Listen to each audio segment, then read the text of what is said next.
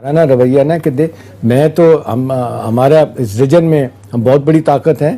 اب تو وہ اپنے آپ کو کہتے ہیں کہ جی 5ویں 6ٹھی پاور ہم بن ہی چکے ہیں، اگرچہ دنیا رسک کرتی ہے ان کی بات کو. بھارت میں U S A, Australia, Japan کے ساتھ مل کر انڈین اوشن پہ کنٹرول کرنے کے لیے تعلقات بالکل اس وقت جس کو کہتے ہیں خرابی کی نچلی سطح پہ ہیں. چائنا کے ساتھ یہی معاملہ ہے. اب کہنے والے لوگ کہتے ہیں کہ جی ایک پارٹی انٹرونشن ضروری ہے، باعث سے امریکہ اس میں انٹروین کرے، وہ آفر کرے.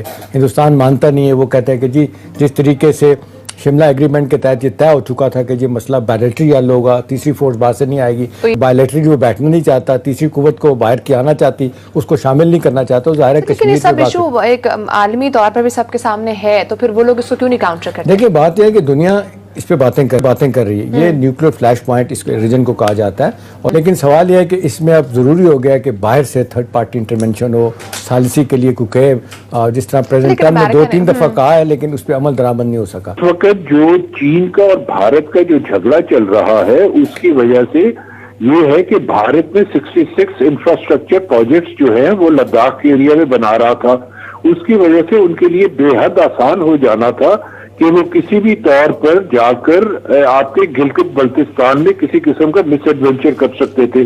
کانٹیکسٹ میں غالب صاحب اگر میں آپ سے پوچھوں کہ جس نچلی سطح پہ پاکستان کے اور ہندوستان کے تعلقات جا چکے ہیں، ہر وقت لگتا ہے کہ جی کانفلکٹ کو جو نام کانفلکٹ ہوگا، سرجیکل سٹرائک ہندوستان روزانہ دھمکی دیتا ہے ہم کریں گے، یہ کریں گے، وہ کریں گے.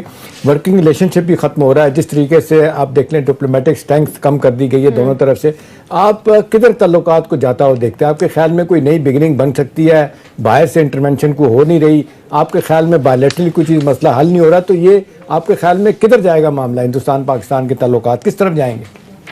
احتشام صاحب، یہ جو ہے نا یہ صرف ریجنل یا بائیلیٹرل معاملہ نہیں ہے. اس وقت ایک انٹرنیشنلی گیم کھیلی جا رہی ہے جس گیم میں بھارت کے پیچھے مغرب موجود ہے، جس کے پیچھے امریکہ موجود ہے، جس کے پیچھے یورپین یونین موجود ہے، جس کے پیچھے آسٹریلیا ہے، جاپان ہے.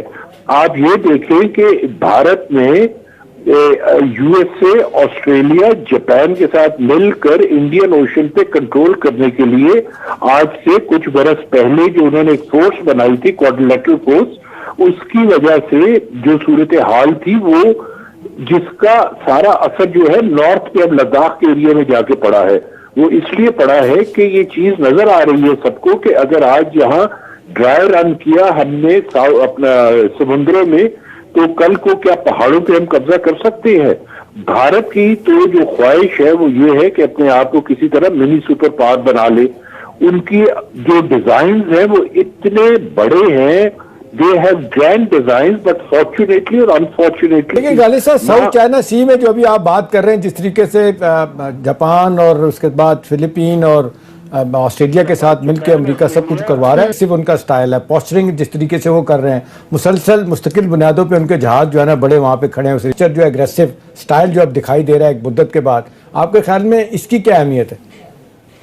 دیکھیں مجھے تو جو نظر آتا ہے جی، اگر اس برس الیکشنز امریکہ میں نہ ہو رہے ہوتے اور آج سے 2 برسوں کے بعد ہوتے یا 3 برسوں کے بعد ہوتے تو اس وقت یہ کانفلکٹ جو ہے بہت تیزی کے ساتھ پھیلنے کے امکانات تھے.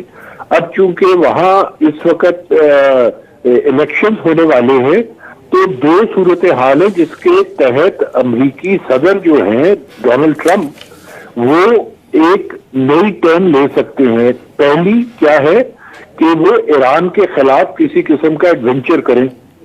دوسری کیا ہے کہ وہ بھارت کی کھل کر سپورٹ کریں اور چین کے خلاف کسی قسم کا مس ایڈونچر کریں.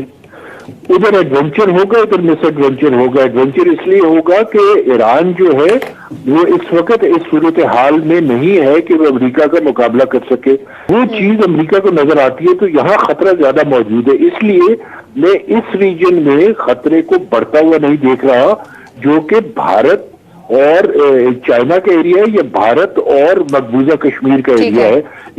ایران میں ممکنات ہیں کہ جی یہ آئندہ الیکشن سے مزید قریب تر جب ہوں گے تو اس میں حالات خراب ہو جائیں. ٹھیک ہے، لیکن احتشام صاحب جس طرح سے ابھی غالب صاحب نے بات کی ہے، وہ کہہ رہے ہیں کہ جو بھی سب سپورٹ اس وقت مل رہی ہے انڈیا کو، وہ کہاں سے مل رہی ہے؟ تو اس پر جس طرح امریکہ بار بار ثالثی کی پیشکش کر رہا ہے، تو وہ پھر کیا گیم چل رہی ہے پیچھے؟ پھر امریکہ سامنے اسکرین پر آ کر بار بار ثالثی کی پیشکش کر رہا ہے، کیا فائدہ ہوا؟ دیکھیں، دو تین چیزیں بڑی اہم ہے اس حوالے سے. جس طرح غالب صاحب نے بتایا کہ پریزیڈنٹ ٹرمپ جو ہے نا، ان کو نومبر میں جو ان کا دوسری ٹرم کے لیے الیکشن ہو رہا ہے، وہ پوری ان کی کوشش ہے کہ میں الیکشن جیت جاؤں. سوال یہ ہے کہ سارے معاملے میں امریکہ ایکٹیولی کیوں نہیں سامنے آتا، کیوں نہیں فورس کرتا ہندوستان کو؟ کہہ تو دیا 2-3 دفعہ، لیکن ساتھ پریزیڈنٹ ٹرمپ یہ بھی کہتے ہیں کہ جی اگر ہندوستان مانے گا، کہے گا، تو پھر ہم ثالثی کے لیے تیار ہوں گے. ان تو وہ کہتے ہیں دونوں پارٹیاں میں کہیں، امریکہ یہ کہتا ہے، لیکن ہندوستان منع کر دیتا ہے. وہ کہتے ہیں جی ہم نے نہیں کرنا، یہ ہمارا معاملہ ایسا ہے کہ ہم بائیلیٹرلی دو طرفہ طور پہ حل کریں گے، شملہ ایگریمنٹ کے تحت، لاہور ڈکلیریشن کے تحت. پاکستان یہ کہتا ہے کہ ہم نے بڑی کوشش کر لی، ہم نے جس طریقے سے آپ کو بیک ٹو بیک کہتے ہیں بے شمار ہم نے آپ کو آپ کی باتیں مانی. مشرف کے زمانے میں بات چیت جب شروع ہوئی تھی، پاکستان کا 50 سال کا ایک سٹینڈ تھا جو پاکستان نے چھوڑا. پاکستان یہ کہتا تھا کہ جی جب تک کشمیر پہ بات نہیں ہوگی، کوئی تجارتی بات نہیں ہوگی، کوئی تجارت یا اور معاملات پہ بات نہیں ہوگی. ہندوستان کہتا تھا نہیں، پہلے ٹریڈ پہ بات کریں گے، کشمیر کو چھوڑیں. تو پاکستان اپنے نقطہ سے پیچھے ہٹا تھا. ٹھیک ہے نا. اس کے باوجود ہم نے دیکھا کہ جس طریقے سے پاکستان کے ساتھ ان کے ڈفرینٹ راؤنڈ ہوتے رہے، ٹاکس کے ہوتے رہے، وہ اس پہ ہندوستان نہیں آیا اس طرف.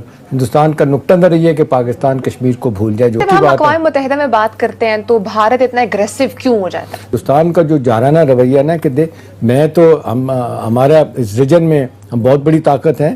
اب تو وہ اپنے آپ کو کہتے ہیں کہ جی 5ویں 6ٹھی پاور ہم بن ہی چکے ہیں، اگرچہ دنیا رسک کرتی ہے ان کی بات کو.